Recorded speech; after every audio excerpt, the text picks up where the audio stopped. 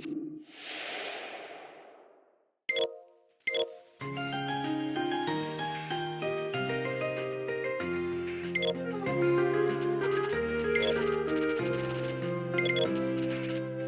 cũ còn quấn quanh hương thơm hoa quỳnh, còn đâu đây mộng chưa tan ai miên man tình chắc chắn.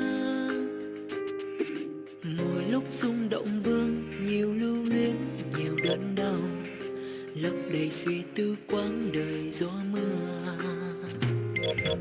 Cạn hết duyên thì ta đem yêu thương chìm theo tháng năm, vội quên lãng tình trong phai lòng trong vang. Đắn đo biệt ly đường ai nãy đi lâu rồi, mà trong mơ dáng ai kia còn thân quen. Đời như một thoáng hình hồng, tình ta sao cứ mặn nồng, người cất bước đi lạnh lùng ta trống không. Tình như là gió thoảng mây bay, sợ câu thế sự vô thường, hồng chân mấy khi mà tránh bao lần hư hà.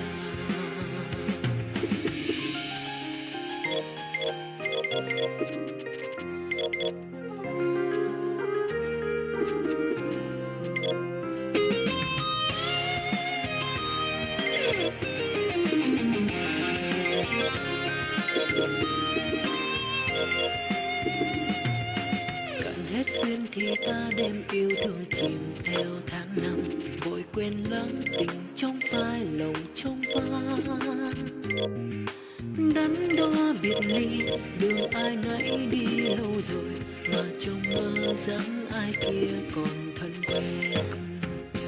Đời như một thoáng hình hồng, tình ta sao cứ mặn nồng, người cất bước đi lạnh lùng ta trống không. Tình như là gió thoảng mây bay, sợ câu thế sự vô thường, hồng chân mấy khi mà tránh bao lần hương hà. Đời như một giấc mong lành, mà tâm ta đã lạnh thấm. Mùa xuân đến hoa nở rồi, đông cũng qua. Đời ai mà chẳng đôi lần đầu, lệ kia rơi rất buồn thương. Một mai có ai nguyện hiến dâng trọn kim tiền.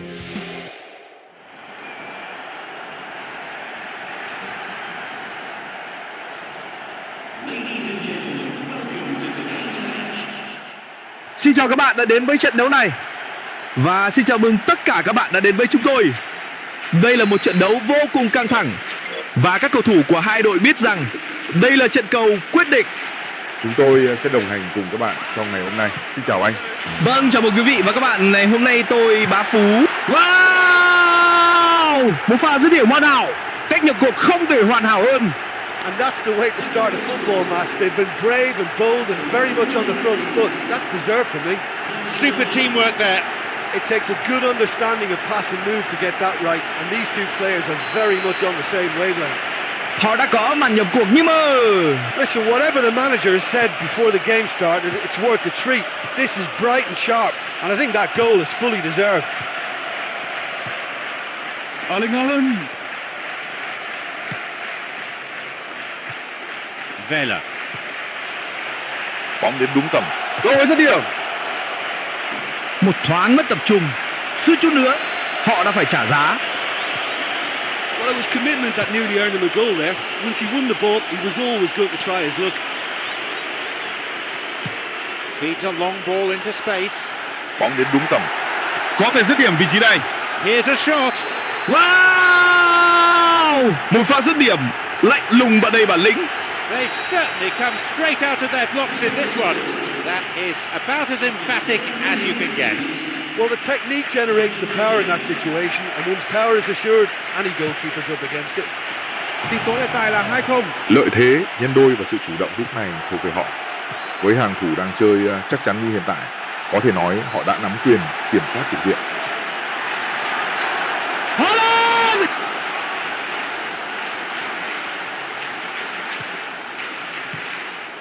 Brahim. Mendy. Valdo. Là tình cơ hội để phát triển bóng lên trên. Pha phạm lỗi rõ ràng, và đây là cơ hội để tạo ra khác biệt. The referee shows him the yellow card. Didn't go for the ball, just took the player out. Might consider himself a tad lucky not to see red. Rodrigo. Alaba. Mendy. Jude Bellingham. Brahim. Valdo. Jude Bellingham. Brahim. Carvajal.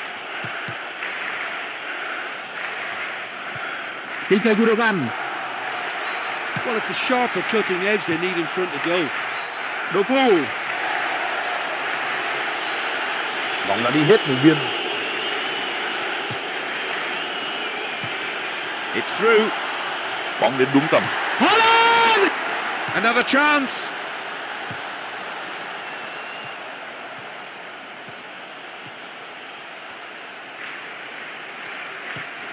Erling Haaland. Having a fine game, already the scorer of two.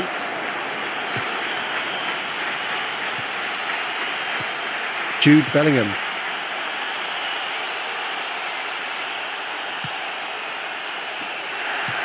Forward it goes.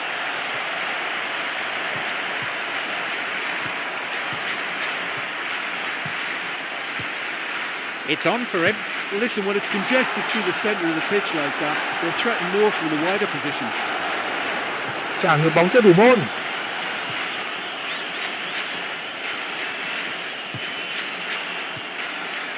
Jude Bellingham.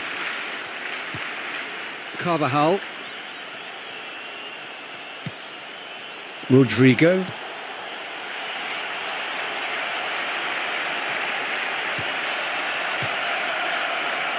Doku.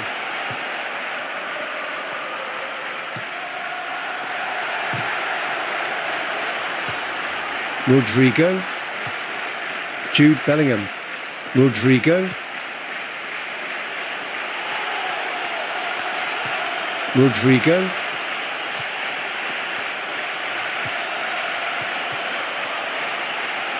Có thể dứt điểm vị trí này. He takes a shot. Wow! They're back in it now. They kick off only one ahead now. Well, it was important they didn't get ahead of themselves and lose their discipline. This game plan could now well reward them with an equaliser. Rodrigo. Jude Bellingham.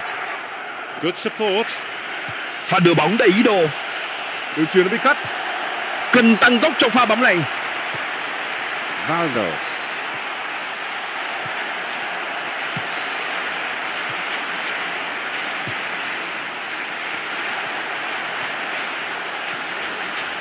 Đường máu thông minh.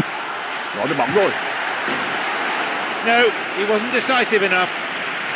Oh, he was way too tentative there. It was almost like he was too afraid to miss it. And he launches it forward. He's making a good run here. Valdo. Brahim. Carvajal. Đó là một quả đánh biên.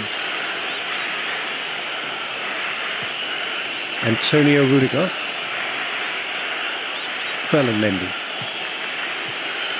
Mendy. Clever ball.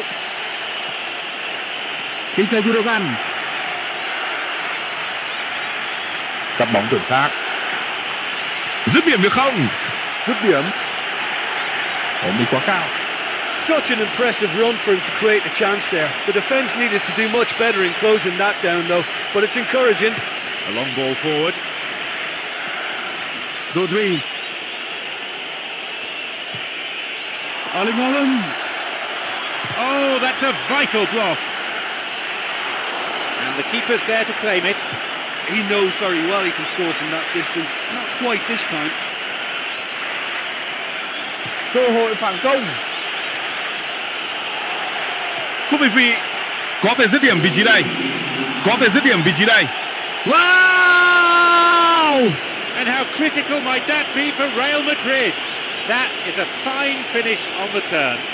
When the balls are coming from behind, they're never easy to control, so all credit to him for putting that away. So it's all to play for again. Vâng, trong những cái trận đấu căng như dây đàn thế này, từng cơ hội đều có thể định đoạt kết cục. Và cuối cùng thì họ đã tìm một bàn gỡ để đưa thế trận trở lại và xuất phát.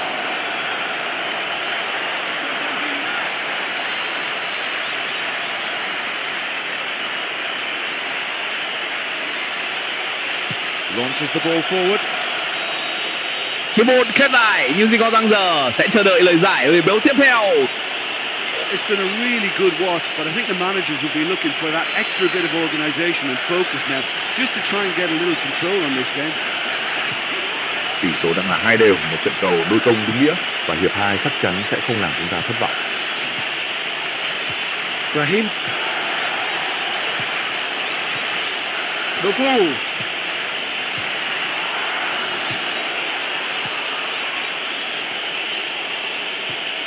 He's got in. Jude Bellingham. Nicely worked. Một tình huống có thể tạo đột biến nhưng lại để mất bóng. Anh ấy đang chờ bóng. Có thể dứt điểm vị trí này. Wow! Và như vậy là màn lội ngược dòng đã hoàn tất. Yeah, the keeper can't be happy with that sort of lapse in his defence. It was an open invitation to score and gladly accepted.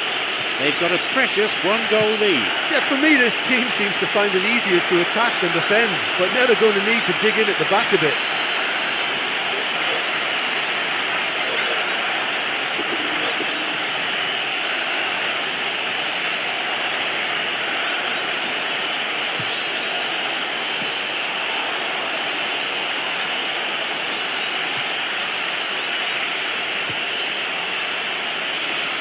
Một đường truyền có phần cảm tính, thiếu sự quan sát cần thiết.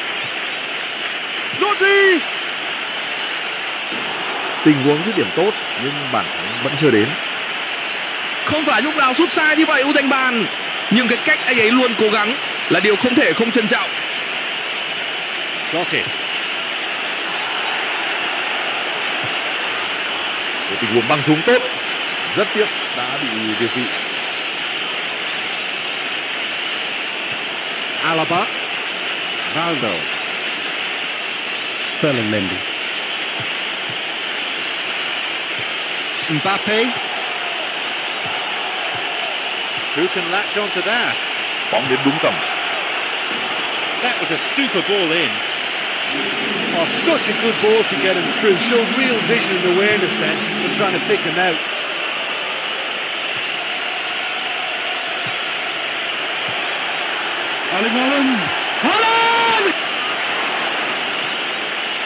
Hàng thủ đã làm chủ tình hình từ ném biên nguy hiểm. Một quả đá phạt ở vị trí rất nguy hiểm.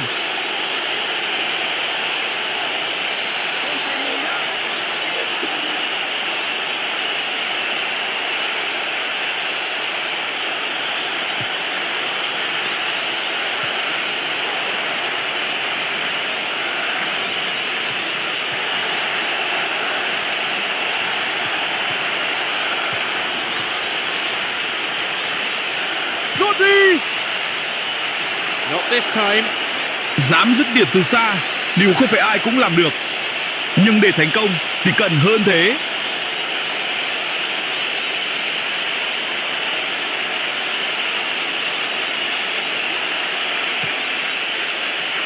Played just beyond the hour here. Rodri pha can thiệp kịp thời. Pha giải nguy hiểm quá. Rico Lewis. Tình huống chuyền bóng có phần nóng vội, Trong khi đội nhà đang rất cần sự chắc chắn và tập trung. Rico Lewis. Có thể tổ chức phản công nhanh. Rodri. Holland! He misses. Only narrowly though. Không phải lúc nào sút sai như vậy ưu đánh bàn, nhưng cái cách anh ấy luôn cố gắng là điều không thể không trân trọng. You'd really expect a player of his quality to score there. Well, he's certainly a player I'd be more than happy to watch. Tactically, he's almost impossible to stop. Out from the breast pocket comes a yellow card from the referee. And Real Madrid with a set piece. Vela. Valdo. Rodri. Phil Foden. Là tìm cơ hội để phát triển bóng lên trên. Haaland! The woodwork comes to the rescue. Anh ấy đã làm phần việc khó nhất rồi, nhưng vẫn chưa thể có được bàn thắng. He wasn't far from finding the net again. I think what we're looking at here is just a very special talent. Someone who can decide the outcome of a match on his own. Là tìm cơ hội để phát triển bóng lên trên. Một pha giải cứu đúng lúc. His awareness was found wanting there. The whole stadium could see that the way to go was wide. Dứt điểm. Wow! Một pha dứt điểm hoàn hảo. Surely it's game over now. A defensive howler punished emphatically. Trong bóng đá luôn tồn tại một quy luật rất nghiệt nhã. Nếu không thể tận dụng cơ hội để ghi bàn, đội bóng của bạn rất dễ phải nhận bàn thua. Khi bạn tấn công nhiều nhưng không ghi được bàn thắng thì rất dễ bị phản công và thủng lưới. Tỷ số hiện tại là 2-0. Well, they've got themselves into such a good position now with a two-goal cushion. I wouldn't like to be in their dressing room if they let this one slip. Giãn biên rất hợp lý. Có thể dứt điểm vị trí này. Wow! Một pha dứt điểm lạnh lùng và đầy bản lĩnh. So down to just one now. Can they find an equaliser? Pha lập công đó thể hiện trọn vẹn phẩm chất của mình. Yeah, this is a lovely brand of football they're watching. They're playing with flair and enterprise, and there's a real cutting edge for their attack. And it's the substitute who scored. I bet the manager feels pretty good now. Well, the instruction from the manager would have been, go on and make yourself a nuisance and see if you can snatch a goal. Mission accomplished. The lead's down to a single goal now. I think they can sense a comeback here, and so can this crowd. It's all systems go now. Không thể vượt qua được các phòng ngự đầy chắc chắn. Rodrigo. Bóng đến đúng tầm, không việt vị. Đây rồi! And a shot here. Một tình huống mà nếu xử lý tốt hơn, tỷ số có lẽ đã khác. Yeah, he could have made the game safe had he converted that. Such a big disappointment.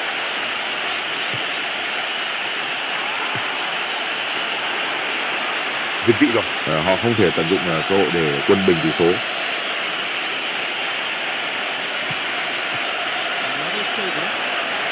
Pha chọc khe tốt. Bóng đến đúng tầm. Cơ hội dứt điểm. Wow! Một pha dứt điểm hoàn hảo. Và như vậy là họ đã tìm được bàn gỡ sau rất nhiều nỗ lực. Tỷ số đã được cân bằng. Trận đấu trở lại phải xuất phát. Oh, listen, the writing was on the wall. It looked like this was going to happen, and it has. That was a teasing finish. I just thought he was alert and direct. There was no messing about. He was too quick for the keeper, and that's a fine finish. Now there's an inspired substitution if ever there was one. That's how you make an impact as a sub. You know, when most are tiring, you can impose a freshness and energy to best effect. What an introduction. They've reined in the gap now. Yeah, it's always a dangerous time when you've just scored. You can easily lose focus and then bang, you're pegged back again. Valdo. Obalamos. Matheus Nunes. Tìm khoảng trống phía sau hậu vệ.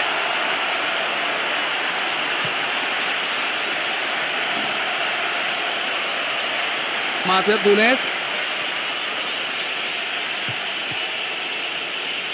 Mbappe. Pha can thiệp kịp thời. Cắt bóng chuẩn xác. Vela.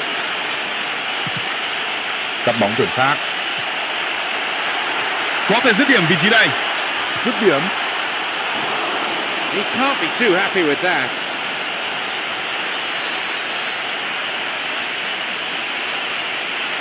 Plays a long ball forward. Valdo.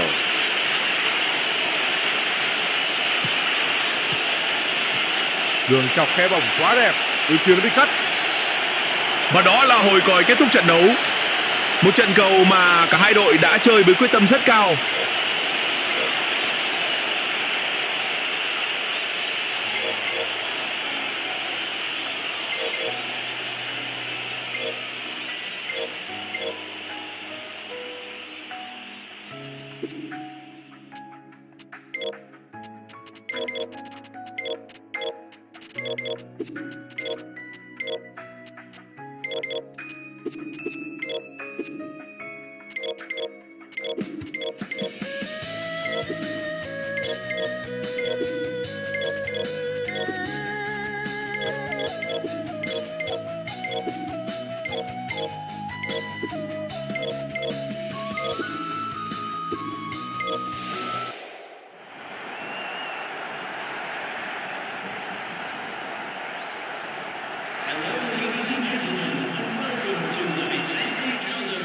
Xin kính chào các bạn, rất hân hạnh được mang đến trận đấu này cho các bạn. Tôi xin được nói trước, chúng ta sẽ có một trận đấu rất hồi hộp và kịch tính đấy. Chúng tôi sẽ đồng hành cùng các bạn trong ngày hôm nay. Xin chào anh. Vâng, chào mừng quý vị và các bạn. Ngày hôm nay tôi Bá Phú sẽ là người trực tiếp truyền lửa cho trận đấu này. Và hy vọng rằng chúng ta sẽ được chứng kiến một trận đấu hấp dẫn và đẹp mắt. Cắt bóng chuẩn xác.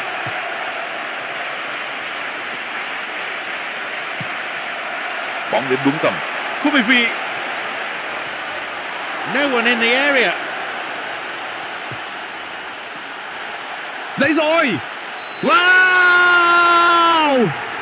Bàn thắng đến rất nhanh và thế cân bằng đã bị phá vỡ. Well, if this is a sign of things to come, we could be in for a very exciting, entertaining game here. It is all the makings. You put that down to good finishing or to poor defending. Look, you can only exploit the space if the pass is good enough. And in that instance, he was instinctive and quick, and it did the damage.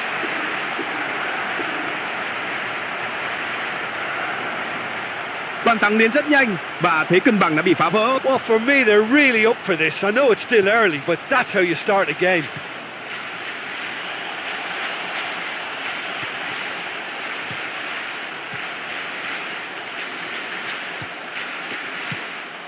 Phil Foden. Who's imposed himself already on this fixture. They really need to start looking for some space. The chances aren't going to come if they keep playing like this. Rodrigo.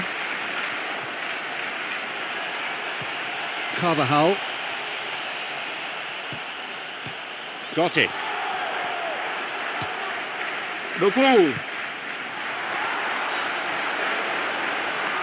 Việt vị rồi.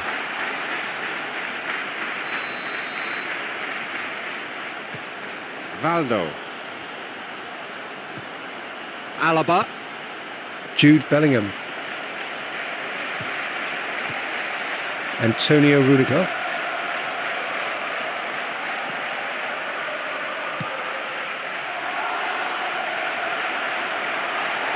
Không việt vị. Anh ấy đang chờ bóng. Wow! Tỷ số bây giờ là 2-0, một lợi thế rất lớn. Hàng thủ đã để lộ quá nhiều khoảng trống ở tình huống này.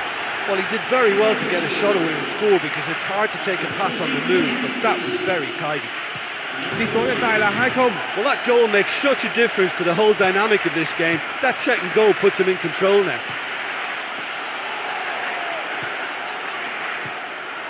Doku. Who's set up one goal so far. Jude Bellingham. Raheem. Nhưng pha phối hợp này ăn ý.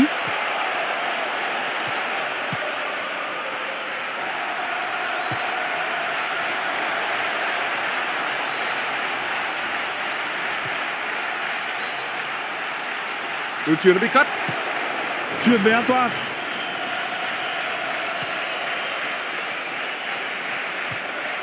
Ferland Mendy. Jude Bellingham. Carvajal. Jude Bellingham. Jude Bellingham. Valdo.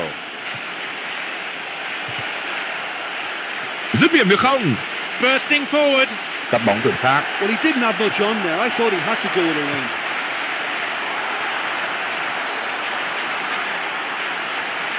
Trả ngược bóng cho thủ môn.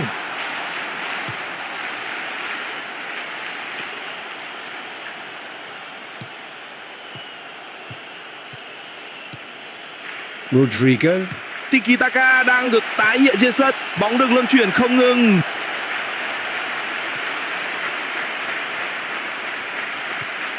Mbappe. Rodrigo. Thời gian thi đấu của hiệp 1 chỉ còn lại hơn 15 phút. Now he crosses into the centre. Quả cầu phá cấp.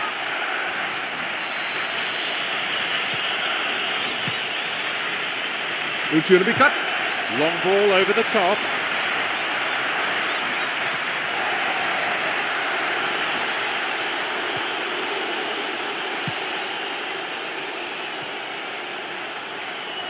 Rodri. Peter Gundogan. Đường máu thông minh. Up to nod it. Oh, he'll be kicking himself for that. Dù bị kèm sát, vẫn là một pha xử lý rất tốt. Long pass forward. Haaland! Lại có bàn thắng. Dẫn trước 3 bàn, có lẽ trận đấu coi như đã an bài. Excellent work to intercept the pass and then the finish too. Trong bóng đá luôn tồn tại một quy luật rất nghiệt ngã. Nếu không thể tận dụng cơ hội để ghi bàn, đội bóng của bạn rất dễ phải nhận bàn thua. Khi bạn tấn công nhiều nhưng không ghi được bàn thắng thì rất dễ bị phản công và thủng lưới. Trận đấu tiếp tục trở lại, tỷ số hiện đã là 3-0.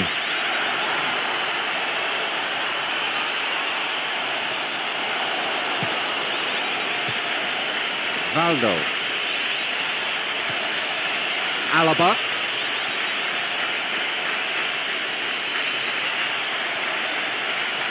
Rodri.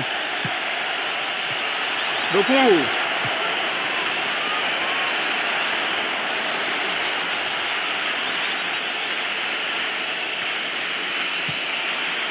Brahim. Valdo. Jude Bellingham. Brahim. Nicely worked.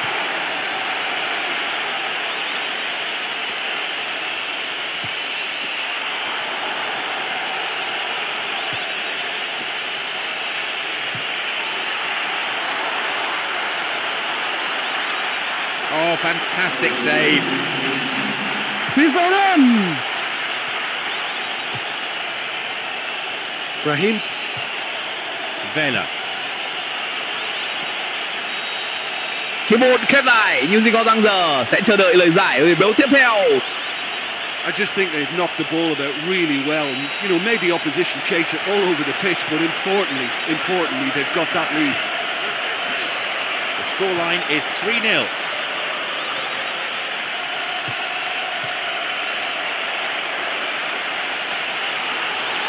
Không việt vị. He stayed up for this pass. Well, listen, when it's congested through the centre of the pitch like that, they'll threaten more from the wider positions.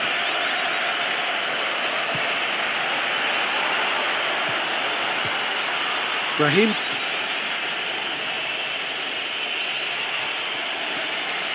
Now, into the area.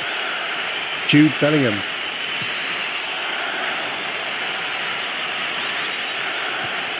Valdo. Cắt bóng chuẩn xác. They may well get a bit more joy down the flanks. They'll certainly find more space out there.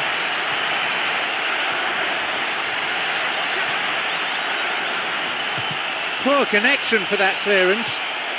Brahim. Họ đang chuyển trạng thái rất nhanh. Vela. Feeds a long ball into space. Có thể dứt điểm vị trí này. Cắt bóng chuẩn xác. Well, listen, when it's congested through the centre of the pitch like that, they'll threaten more from the wider positions. Peter Gundogan. Well defended.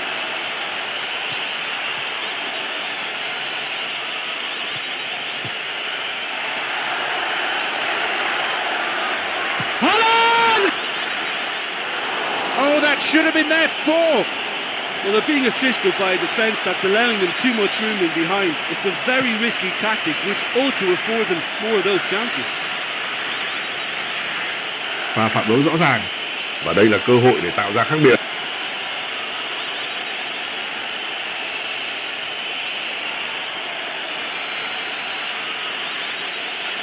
Approaching the hour mark in this game. He's got in. Erling Haaland.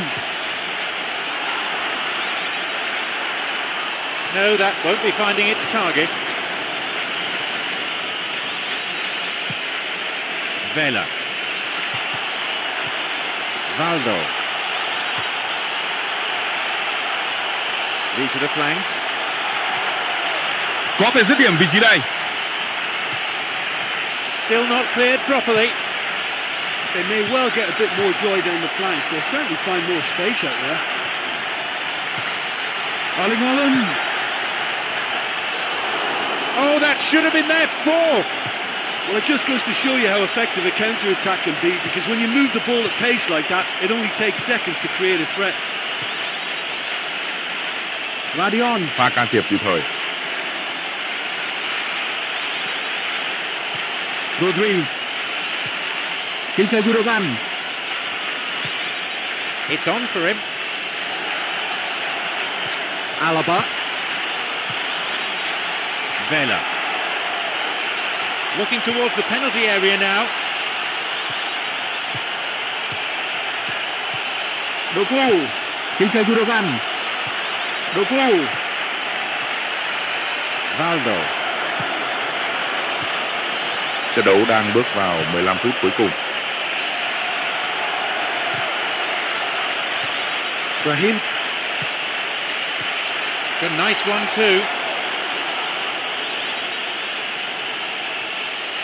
An opportunity for Real Madrid. They pulled one back from the spot. It was never in doubt. Well, that was fairly emphatic. He made his mind up, picked the spot, and found it.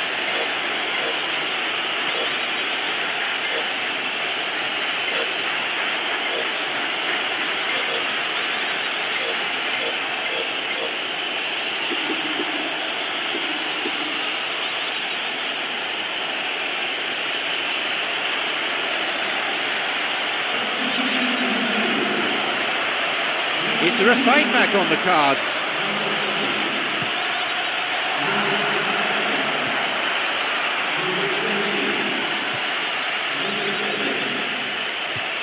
Camavinga. Jude Bellingham. Valdo. Bán mật thì đã tập nhịp nhàng và đầy tự tin. Có thể dứt điểm vị trí này. Wow! The difference down to one. Game on. He escaped the shackles and finished very well. Yeah, defensively they thought they had him where they wanted him, but he's forever on his toes, and he showed terrific movement to manufacture some space and score. They kick off only one ahead now. I think they've done so well to get back in it, but it's important now that they don't become over-eager in chasing another. They only need one more chance.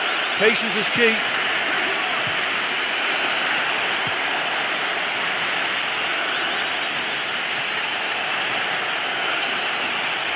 Sends it towards the centre.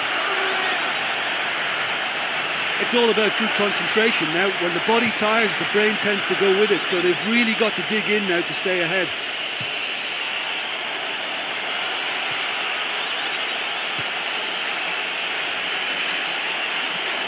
Ilkay Gundogan.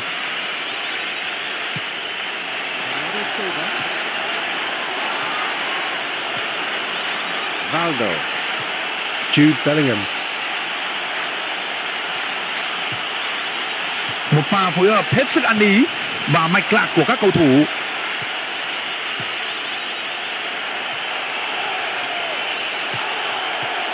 Cắt bóng chuẩn xác.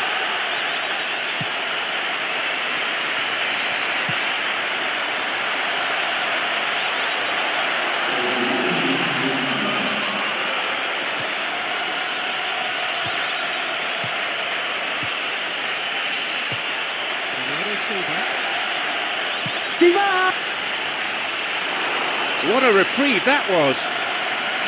Well, the end result was such a shame, but what a great...